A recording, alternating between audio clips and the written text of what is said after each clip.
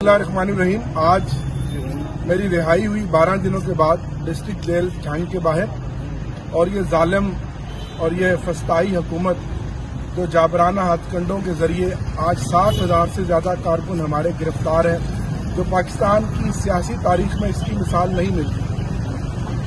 हमारे हौसले बुलंद हैं, हमारे जज्बे उसी तरह कायम व दायम है। इमरान खान हमारी रेड लाइन है, और इस तरह की गिरफ्तारियां, इस तरह की हथकंडे, मुकदमात, दहशतगर्दी के मुकदमात हमारे इरादे कमजोर नहीं कर सकते, हमारे जज्बे कमजोर नहीं कर सकते। हम इमरान खान के साथ हैं।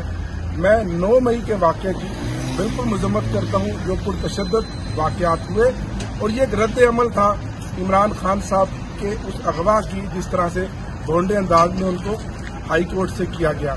इंशाअल्लाह आने वाला वक्त इमरान खान का है, तहरीक इंसाफ का है।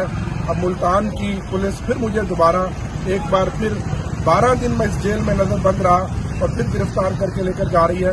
लेकिन ये गिरफ्तारियां, ये हथकंडे और ये फस्ताई हुकूमत वक्त को शिकस्त नहीं दे सकती।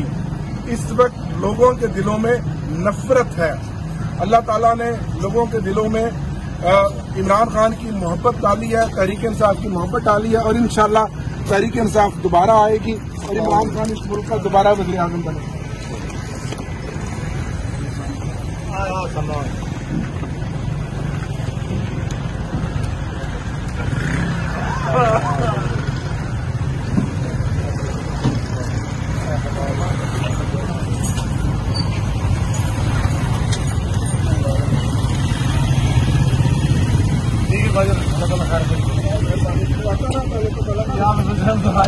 तबीयत है आपकी बेहतर है बच्चे, तो क्या कहना चाहिए?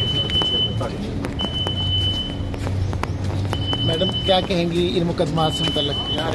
इंशाअल्लाह इंसाफ मिलेगा, इंसाफ